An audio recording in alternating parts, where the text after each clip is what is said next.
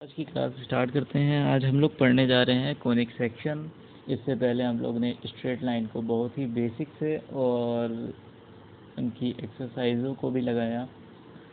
फिर उसके बाद अब आते हैं कोऑर्डिनेट ज्योमेट्री के अगले पार्ट में, कोनिक सेक्शन जिसका नाम है, जिसमें हम लोग पढ़ने जा रहे हैं circle, ellipse, parabola and hyperbola. सबसे पहले हम इसके भी बेसिक को ही जानेंगे, क्योंकि आप जानते हो कि मैं हर चीज़ को बेसिक से स्टार्ट करता हूँ। तो ये पार्ट 1 बन गया, क्योंकि यहाँ पे circle, ellipse, parabola and hyperbola बहुत आपको 4 टॉपिक्स पढ़ना पड़ेगा। और देखो, सर्कल तो आप लोगों ने पढ़ा ही होगा क्लास 9th में, 10th में, तो आपको जल्दी से समझ में आ जाएगा। लेकिन एलिप्स, पैराबोला और हाइपरबोला आपके लिए कुछ नया होगा, और ये बहुत ही ज़्यादा इम्पोर्टेंट है, क्योंकि 11th क्लास और 12th क्लास में जो फिज़िक्स है वो इन पर बेस है। तो इसको बहुत ही ध्यान से समझना और अंत तक वीडियो को देखना। आपको ज़रूर कुछ ना कुछ समझ में ज़रूर आएगा। कुछ ना कुछ क्या, पूरी की पूरी कोनिक सेक्शन मैं आपको समझा दूंगा। इस वीडियो को आप लगातार देखते रहो। बस जितनी भी वीडियो डाल रहा हूँ आप कोनिक सेक्शन की, आप उनको पूरा देख लोगे। आप ऐसा है कि एनसीईआरटी के एक भी क्वेश्चन आप ऐसा नहीं होगा कि लगा ना पाओ। ओके, चलिए। तो ये चैप्टर नंबर 11 है। तो यहाँ पे इंट्रोडक्शन क्या है कि आपने क्लास 10th में पढ़ा था linear line, equations of line, इसके बारे में पढ़ा था, यानी स्ट्रेट लाइन। आपने 11th में भी पढ़ा है स्ट्रेट ऑफ लाइन, और मैंने आपको बहुत ही बेसिक से ये बताया था कि अगर दो लाइन है, उनके बीच में एंगल अल्फ़ा है, तो इस अल्फ़ा की वैल्यू हम लोग कैसे निकालते हैं। फिर अपोलोनियस आए, उन्होंने इस पे एक कोन, जो आप लोग पढ़ते हो कोन, पढ़ा था आपने शायद हाई स्कूल में, सिलेंडर पढ़ा होगा, ये दो चीज़ें पढ़ी होंगी आपने जब, और स्फेयर पढ़ा होगा 3D फिगर्स में। तो वहाँ पे आपको कोन जो समझाया गया होगा, तो उसमें आपको शेप नहीं बताया गया होगा कि आखिर ये बनता कैसे है। तो मैं सबसे पहले उस चीज़ से स्टार्ट करूँगा, आखिर ये कोन कैसे बनता है।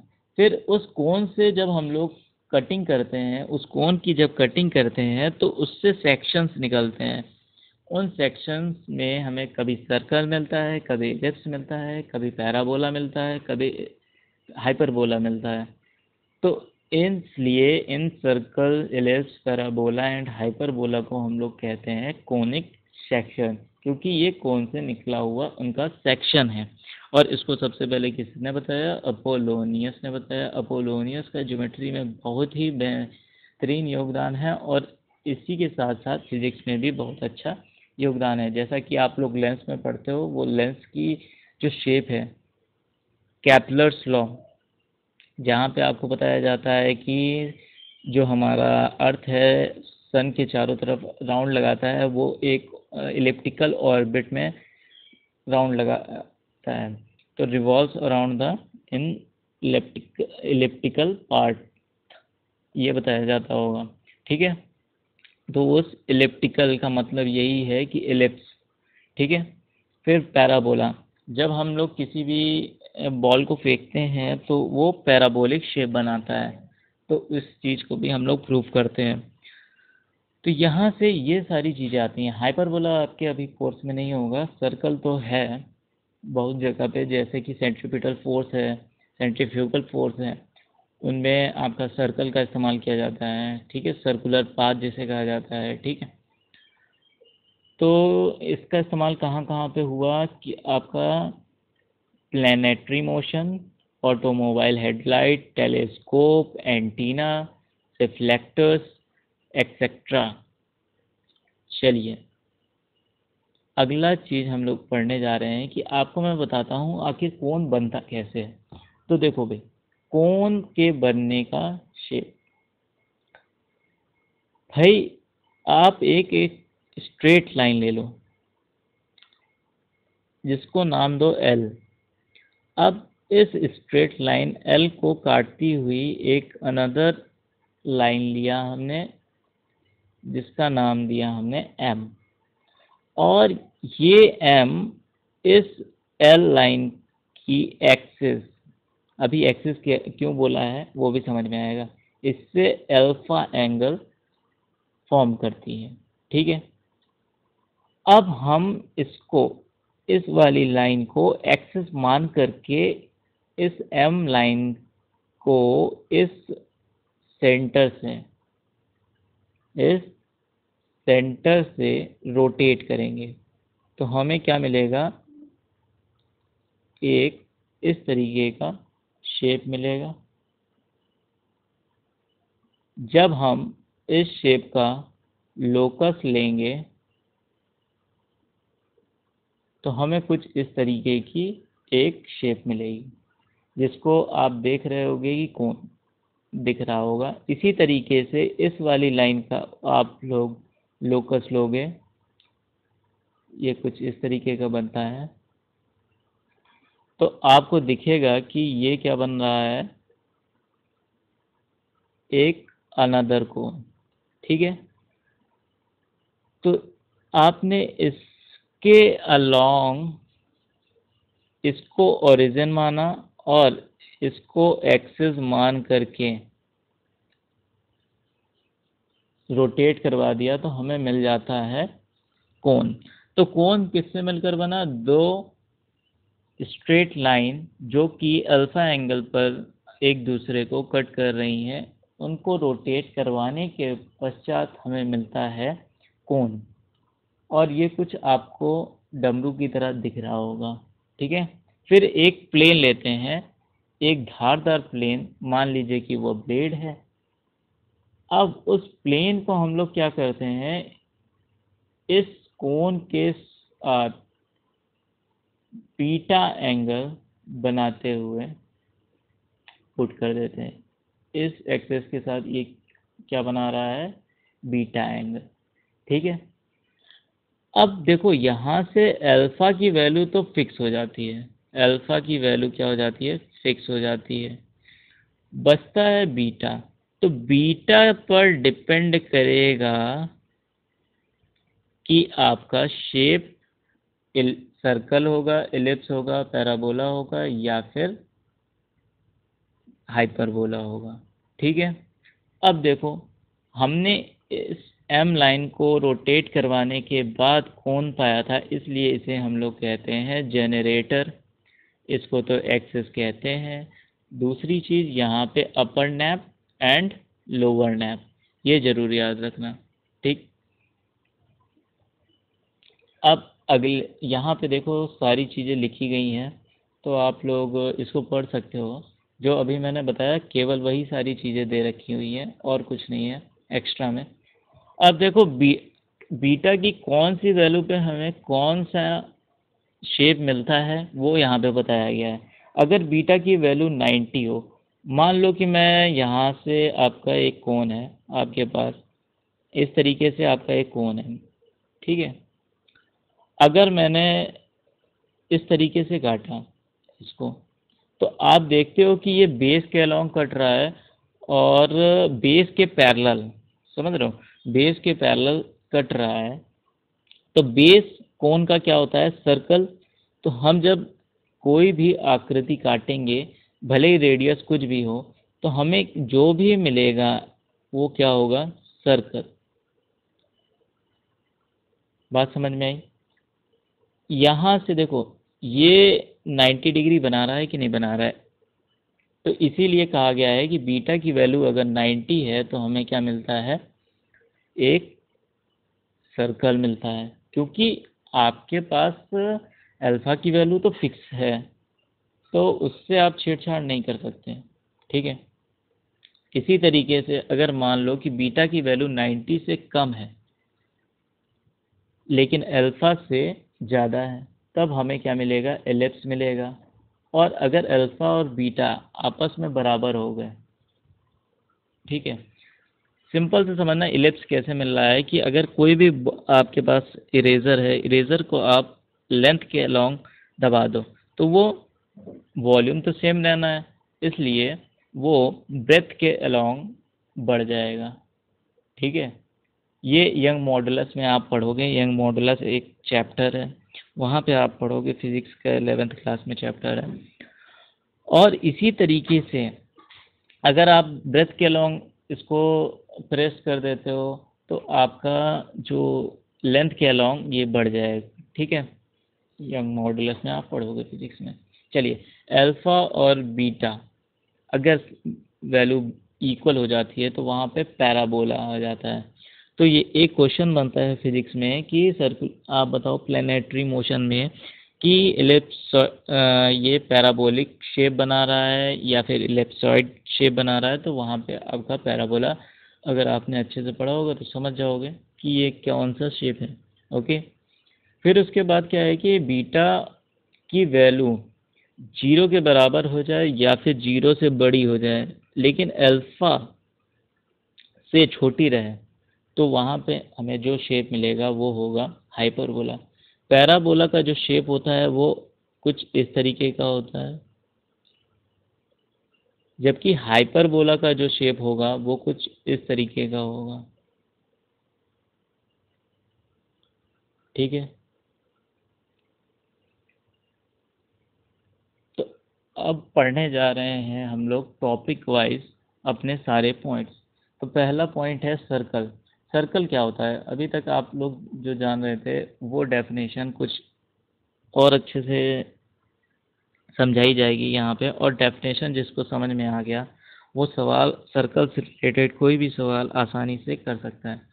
सर्कल क्या होता है? Circle is a set of all points in a plane that are equidistance from a fixed point in the plane. अगर कोई एक फिक्स्ड पॉइंट है और इससे अनदर पॉइंट की डिस्टेंस अगर r है, तो इसी तरीके से कोई एक और पॉइंट है जिसकी डिस्टेंस इस सेंटर से r है, तो जब इनका हम लोग लोकी लेंगे, लोकी का मतलब है लोकस, जैसे ही लोकस लेंगे तो हमें जो शेप मिलेगा वो होगा एक सर्कल, ठीक है। अभी तो मैंने ये r लिख दिया है। r is not a radius now, but after theory was released, then we are saying that the distance from the fixed point to the circumference, इस फिक्स्ड पॉइंट से सरकमफ्रेंस तक की जो डिस्टेंस है आपकी, उसको हम लोग कहने लगे रेडियस, ठीक है। इसी तरीके से इसको तो सेंटर कह ही रहे हैं, ठीक है। और अगर मान लो ये एक सर्कल है, तो एक सर्कल के एक सरकमफ्रेंस से सर्कल के दूसरे सरकमफ्रेंस तक की जो डिस्टेंस होती है उसको हम लोग कहते हैं कॉर्ड।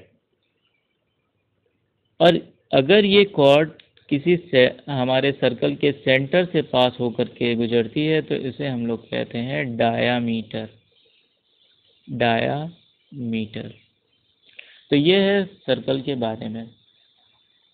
अब कुछ नई चीज़ें जैसे यहाँ पे दिया हुआ है, अभी तक जो आप लोग क्लास 10th में पढ़ते आ रहे थे वो था कि जो सर्कल है वो उसका सेंटर जो है वो ओरिजिन यानी 0,0 है, ठीक है, ओरिजिन पॉइंट है। बट अगर ये सर्कल आपका ओरिजिन पॉइंट पर ना हो करके कहीं और पर हो और उसके कोऑर्डिनेट h, k हो, तो आप कैसे निकालोगे? तो हम लोग क्या करेंगे, सर्कल पर कोई एक पॉइंट P ले लेंगे और उसके कोऑर्डिनेट हम लोग कहेंगे कि x, y हैं, ठीक है। तो ये याद कर लो, नहीं तो अभी मैं समझाऊंगा। x माइनस h का whole square plus y minus k का whole square equals to r square, ये होता है स्टैंडर्ड फॉर्म, ठीक है। अब ये आता कैसे है, इस बात को भी समझ लो। हर चीज़ की बेसिक हम लोग जानेंगे यहाँ पे, ठीक है। भले ही कितना देर लग जाए, लेकिन आप लोग ये जान लो कि अगर आपको बेसिक आ गया तो बस आप कोई भी सवाल को आसानी से कर सकते हो। ये P है x कॉमा वाई, ये H कॉमा K है, C, इसको हमने कहा R। तो भाई बताओ, एक चीज़ बताना आप लोग कि आपने पढ़ा था डिस्टेंस का फॉर्मूला कि CP बराबर under root x2 minus x1 का whole square plus y2 minus y1 का होल स्क्वायर। ठीक है, दोनों तरफ हम लोग क्या करते हैं, स्क्वायर कर देते हैं, तो x माइनस एच का whole square plus y minus k का होल स्क्वायर। ठीक है, और इस CP की वैल्यू कितनी है, r का होल स्क्वायर बराबर x माइनस एच का whole square plus y minus k का होल स्क्वायर। तो यही फॉर्मूला आपको याद करके रखना है, जहाँ पे h कॉमा के क्या है, सेंटर के पॉइंट्स है, और p क्या है, सर्कल पर कोई भी एक पॉइंट, किसी भी जगह से आप पॉइंट ले लो। ठीक है, तो बात समझ में आ गई होगी आपको, आशा करता हूँ। चलिए अब क्वेश्चन लगाते हैं। तो देखो, पहला क्वेश्चन क्या है कि एग्जाम्पल का ही पहला क्वेश्चन है आपकी एनसीईआरटी बुक का। Find an equation of the circle with centre at 0,0 and radius r। तो इसके लिए अभी मैंने आपको बताया कि x square plus y square बराबर क्या हो जाएगा, आर स्क्वायर। आर की वैल्यू यहाँ पे क्या है, आर स्क्वायर। ये तो आप आँख मूंद करके भी कर सकते हो। नेक्स्ट क्वेश्चन देखते हैं। Example, find the equation of the circle with centre -3,2 and radius 4। तो x माइनस एच, एच की वैल्यू कितनी है, -3 का whole square plus y minus k का होल स्क्वायर, के की वैल्यू 2, और r का होल स्क्वायर यानी 4 का स्क्वायर। तो x प्लस 3 का स्क्वायर प्लस y माइनस 2 का स्क्वायर इक्वल्स टू 16। यही आपका रिक्वायर्ड आंसर है। चलिए नेक्स्ट क्वेश्चन देखो। Find the equation of the circle which passes through the point 2, -2 and 3, 4 and whose centre lies on the line x plus y equals to 2। तो इस तरीके के question को करना बहुत ही आसान होता है, लेकिन अगर आपने इसके सर्कल के बेसिक को पहले समझा होगा तो। ठीक है, नहीं तो आप कुछ नया तरीके का सर्कल का क्वेश्चन बनेगा और आप कर नहीं पाओगे अगर बेसिक को नहीं जानते हो। और 11th क्लास में इसी तरीके के क्वेश्चन बनते हैं। इससे पहले हम लोग करेंगे एक एग्जाम्पल नंबर 3। तो एग्जाम्पल नंबर 3 में क्या है कि x square plus y square plus 8x plus 10y minus 8 equals to 0। अभी आपने जनरल फॉर्म नहीं पढ़ी है, अगर जनरल फॉर्म पढ़ी होती तो आप इस क्वेश्चन को आंख मूंद करके बता देते कि इसकी वैल्यू क्या होगी। ठीक है, ऐसे ही आप देख करके बता सकते हो कि इसकी वैल्यू देखो। अगर आपने जनरल फॉर्म पढ़ी होती तो आप यहाँ पे देखते, इससे कोई मतलब नहीं, इसको काटो, केवल इससे और इससे मतलब है आपके। आप देखते बोलते आपके जो सेंटर है वो आपका -4 है, -5 है, और यहाँ से आप रेडियस की वैल्यू पता कर लेते। ठीक है, लेकिन अभी आपके स्टैंडर्ड में नहीं है। अभी पहले आप लोग इसकी स्टैंडर्ड फॉर्म को पढ़ो। तो आखिर स्टैंडर्ड फॉर्म क्या कहती है कि x माइनस एच का whole square plus y minus k का whole square equal to r square के फॉर्म में कोई भी इक्वेशन हो तभी हम लोग इसको कंपेयर कर सकते हैं। तो हम लोग इस इक्वेशन को पहले उस फॉर्म में बना लेंगे। तो उस फॉर्म में बनाने के लिए क्या होगा भाई, x square plus 8x plus y square plus 10y। अच्छा, कांस्टेंट वैल्यू आपकी RHS में रहती है, तो कांस्टेंट वैल्यू को इस तरफ कर दिया हमने। अब देखना, x का whole square plus 2ab, a तो हमें x मिल गया, b क्या होना चाहिए, 4 होना चाहिए।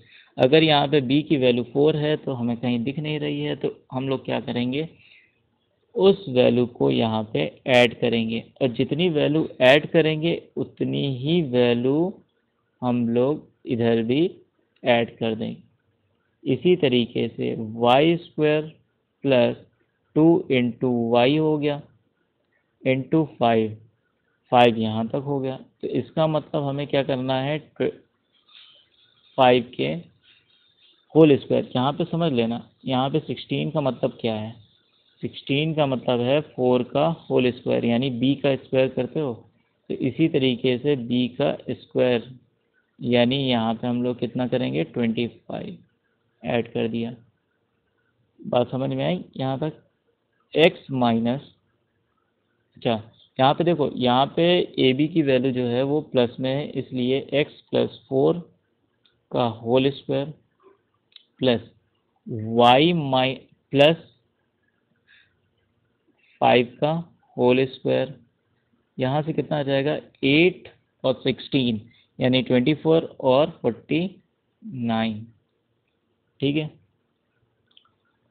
अब हम लोग क्या करेंगे, x माइनस एच का whole square plus y minus k का whole square equals to r square से कंपेयर कर देंगे। तो h की वैल्यू जो होगी वो -4 आ जाएगी, k की वैल्यू जो होगी वो -5 आ जाएगी। अब आर स्क्वायर की वैल्यू क्या आएगी हमारे पास, 49, जहाँ पे आर की वैल्यू अब क्या हो जाएगी, यहाँ से जब अंडर रूट लोगे तो +-7। ठीक है, +-7। तो आपको ये क्वेश्चन समझ में आ गया होगा, आशा करता हूँ। अगर नहीं समझ में आया तो वीडियो को थोड़ा सा पीछे करके देख लेना दोबारा से।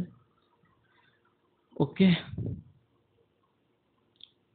अब आते हैं हम अपने एग्जाम्पल नंबर 4 पे। Find the equation of the circle which passes through the point 2, -2 and 3, 4 and whose center lies on the line x plus y equals to 2। ये एक क्वेश्चन है बहुत ही शानदार। देखो भाई, find the equation of the circle, हमने कहा कि हम पहले ही मान लेते हैं कि उस सर्कल की इक्वेशन क्या है, x माइनस एच का होल स्क्वायर है, यही तो फॉर्म होगी इसकी, y माइनस के का होल स्क्वायर है इक्वल्स टू आर स्क्वायर, यही फॉर्म होने वाली है, जहाँ पे एच के क्या है, सेंटर्स के पॉइंट है, आर रेडियस है। अब ये जो सर्कल है अगर 2, -2 और 3, 4 से पास होकर के जाता है तो ये इस इक्वेशन को सेटिस्फाई करेगा। तो हम लोग सेटिस्फाई करवा देते हैं। तो पहले रखा हमने 2 प्लस y की वैल्यू -2 माइनस के का whole square equals to r square. अब देखो, यहाँ से आप इसको सॉल्व कर लो पहले, तो यहाँ से कितना आ जाएगा, 4 प्लस एच स्क्वायर -4h। इसी तरीके से यहाँ से क्या आ जाएगा, 4 plus k square minus plus हो जाएगा, क्योंकि माइनस माइनस स्क्वायर हो जाएगा, 4k equals to r square. ठीक है, इसी तरीके से अगर इसको और सॉल्व करना चाहो तो ये कर लो कि h square plus k square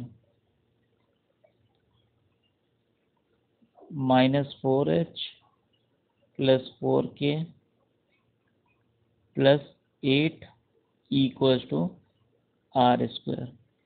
ये आपने पहला इक्वेशन बना लिया। इसी तरीके से 3, 4 से आप सेटिस्फाई करवाओगे तो वहाँ से क्या आएगा, 3 माइनस एच का whole square plus 4 minus k का whole square equals to r square, इतना आपको मिलेगा। ठीक है, देखो यहाँ पे मैं बहुत ही ब्रीफली बता रहा हूँ कि मतलब हाँ, इस तरीके से आप करोगे ताकि आपको समझ में आ जाए, नहीं तो इसको मैं और शॉर्ट में बता सकता था। ठीक है, तो पहले आप समझ लो इसका बेसिक क्या क्या है। 3 3 ज़ा 9, plus h square minus six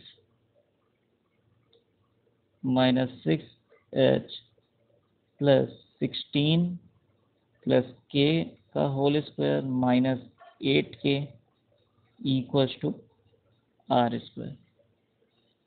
तो ऊपर वाला आपने लिख लिया होगा।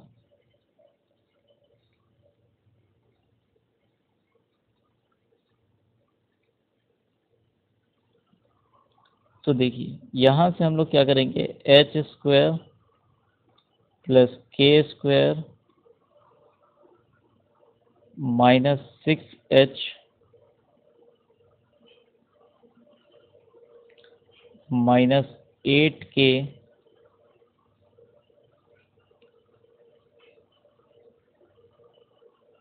और 16 प्लस 9 25 आर स्क्वायर। अच्छा देखो आर यानी रेडियस तो सेम होगी क्योंकि इक्वी डिस्टेंस बताया जाता है। तो इसका मतलब दोनों की इक्वेशन को हम लोग इक्वेशन 1 और इक्वेशन 2 को हम लोग क्या कर दें, बराबर रख दें, कोई दिक्कत नहीं होगी। और जैसे ही आप रखते हो इक्वेशन 1 और 2 को इक्वल, तो आप यहाँ से देख पा रहे हो कि एच स्क्वायर से एच स्क्वायर कट जाएगा, के स्क्वायर से के स्क्वायर कट जाएगा और 2h आ जाएगा जब इस -6h को आप दूसरी तरफ ले जाओ। अच्छा देखो मैं यहाँ पे बता देता हूँ, -6h -8k plus 25 equals to -4h plus 4k plus 8, इतना आएगा वैल्यू। अब इसको हम लोग क्या कर रहे हैं, ये लॉन्ग क्वेश्चन में आता है तो देखो बड़ा तो हो गई। तो देखो सॉरी,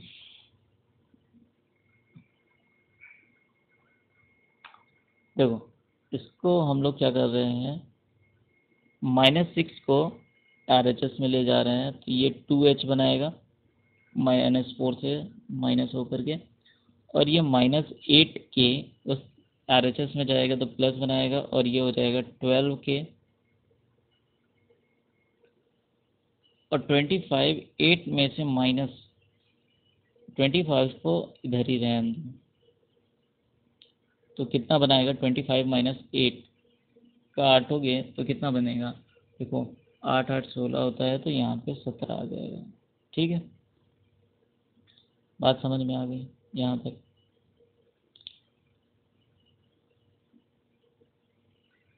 ये आपका इक्वेशन नंबर हो गया 3rd। अब आप क्या करोगे कि जो आपने h और k माना था,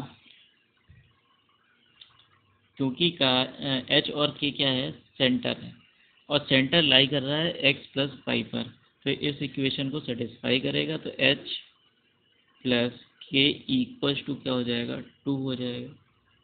और हम लोग यहाँ से h और k की वैल्यू निकाल लेंगे, या तो आप h की वैल्यू 2 माइनस के करके कर लो, देखो h की वैल्यू 2 माइनस के करके कर लो, इस तरीके से भी यहाँ पे पुट करोगे तो आंसर आ जाएगा। या फिर एक काम करते हैं, यहाँ पे वैल्यू निकालते हैं, इस इक्वेशन को 2 से मल्टीप्लाई करके माइनस कर देते हैं, तो यहाँ से क्या आ जाएगा 10k इक्वल्स टू, ये देखो ये 4 हो जाएगा और ये 13 आ जाएगा यहाँ से, तो k की वैल्यू यहाँ से आएगी 1.3। ठीक है, आपने ऊपर वाला उतार लिया होगा। अब k की वैल्यू को हम लोग इक्वेशन इस वाले में रख देंगे, तो h की वैल्यू हमें क्या मिल जाएगी, 2 में से 1.3 घटा दोगे तो 0.7 मिल जाएगा। ठीक है, तो हमें h और k की वैल्यू मिल गई, h और k की वैल्यू मिल गई। अब हम लोग क्या करेंगे कि हमने जो किसी भी फर्स्ट इक्वेशन या सेकेंड इक्वेशन थोड़ी सी इजी लग रही है, क्योंकि 3 माइनस एच का whole square plus 4 minus k का square equals to r square था, तो यहाँ से आर की वैल्यू फाइंड कर लेंगे। क्या आ जाएगा?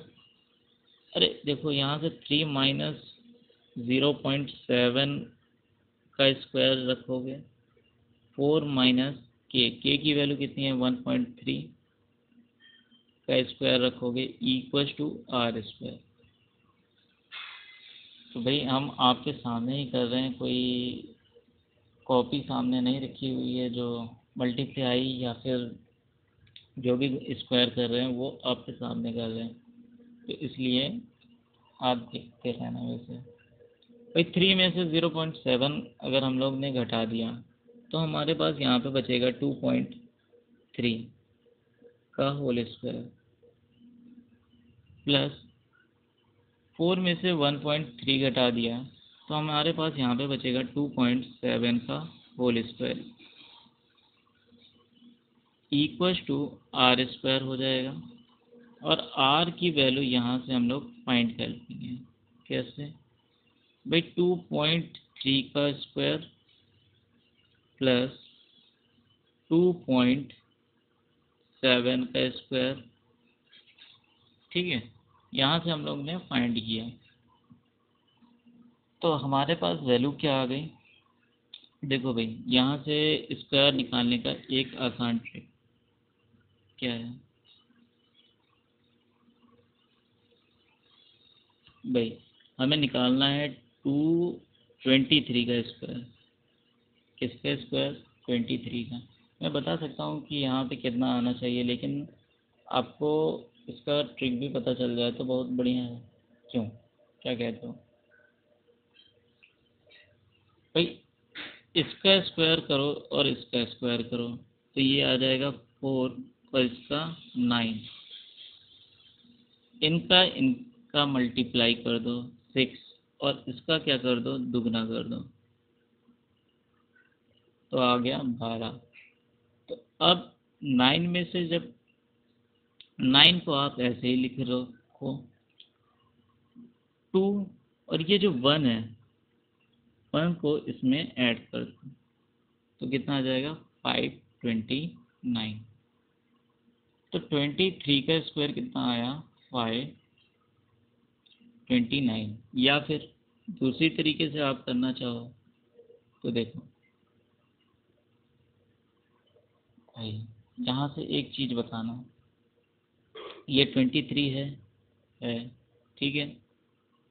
अब हम लोग क्या करते हैं 23 इंटू 23, ये वाला जो मेथड मैं आपको बता रहा हूँ वो आप किसी भी नंबर का किसी भी नंबर से मल्टीप्लाई करने के लिए इस्तेमाल कर सकते हो, ठीक है। 3 3 जा 9, 3 2 जा 6, 2 3 जा 6, 2 2 जा 4, कैरी 1 यानी 5, 529।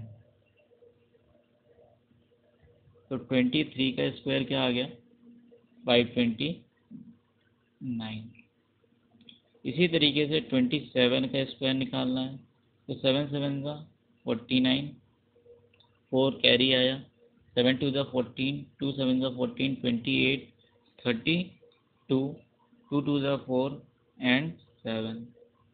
आंसर 9 9 18, 2 2 4, 4 1 5, 7 5 12। तो ये आ जाएगा √1258। कितना आ जाएगा √1258। इसका अंडर रूट निकाल लो आप लोग, आपको पता चल जाएगा क्या आना है, ठीक है। फिर अब मैं बता देता हूँ कि आप अब इक्वेशन कैसे फाइंड करते हो, ठीक है।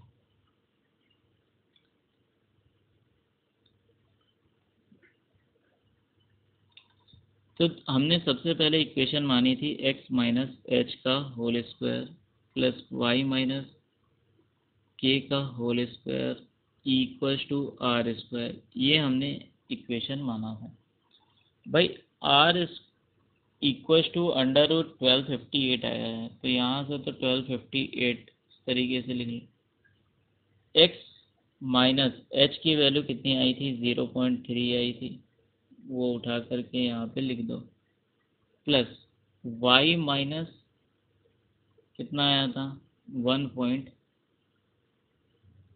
1.7 का होल स्क्वायर। तो ये आपकी रिक्वायर्ड सर्कल की इक्वेशन है। ठीक है, ये क्वेश्चन थोड़ा सा बड़ा था, लेकिन आप इसको आराम से कर सकते हो। देखो कैसे, अगर आपको ये बात समझ में आ गई है तो आप कहोगे क्या कि भाई हमें पता है कि x माइनस एच का whole square plus y minus k का whole square equal to r square होता है। ठीक है, अब ये लाइन अगर पास कर रही है तो इसका मतलब x और y के पॉइंट्स हैं, 2 माइनस एच का whole square plus -2 minus k का होल स्क्वायर, और r जो है वो रेडियस है, इसलिए ये इक्वी डिस्टेंस पर होगा। तो आप यहीं पे उठा करके वैल्यू पुट कर सकते हो, 3 माइनस एच का whole square plus 4 minus k का होल स्क्वायर। अब यहाँ से जैसे ही इसको सॉल्व करते हो तो वैल्यू क्या आएगी, 4 plus h square minus 4h, 4 plus k square plus 4k equals to 9 plus h square minus 6h plus 16 plus k square minus 8k। अब इसको जैसे ही आप सॉल्व करते हो तो एच स्क्वायर के स्क्वायर एच स्क्वायर के स्क्वायर कट जाता है, और माइनस का 4h कहीं पे भी वैल्यू रख दो, अब वो आंसर आ जाएगा। 6h को LHS में ले आओ तो 2h हो जाएगा, और -8k को आप इधर इसके LHS में ले आओगे तो ये हो जाएगा 12k। और इसी तरीके से आप ये जो 16 है, 16 के साथ आप इस 4 प्लस 4 यानी 8 इसको ले जाओगे तो आ जाएगा कितना, अच्छा ये 9 भी है, 25 माइनस 16 माइनस 8 यानी 17, कितना आ गया। अब इसी, आपको पता है कि लाइन जो है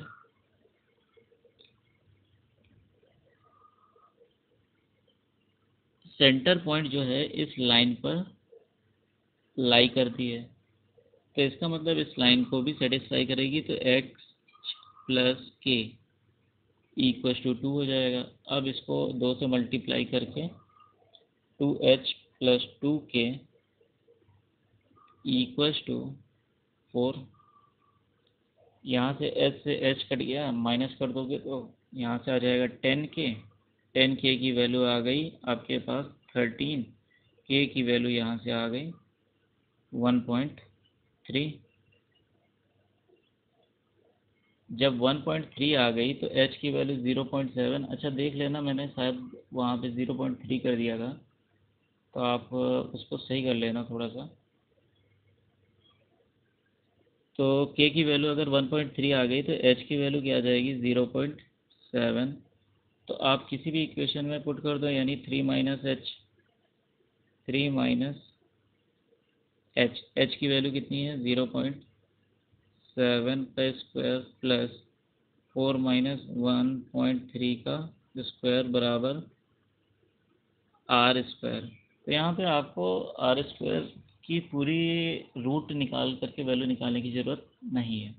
तो यहाँ से कितना आ जाएगा, 2.3 का होल स्क्वायर प्लस 2.7 का square equal to r square. तो अभी हमने बताया कि इसकी वैल्यू आती है 529, और इसकी वैल्यू कितनी आई थी, जल्दी से बताना, 720 9 इतनी आई थी। तो अब इसको हमने जोड़ दिया था।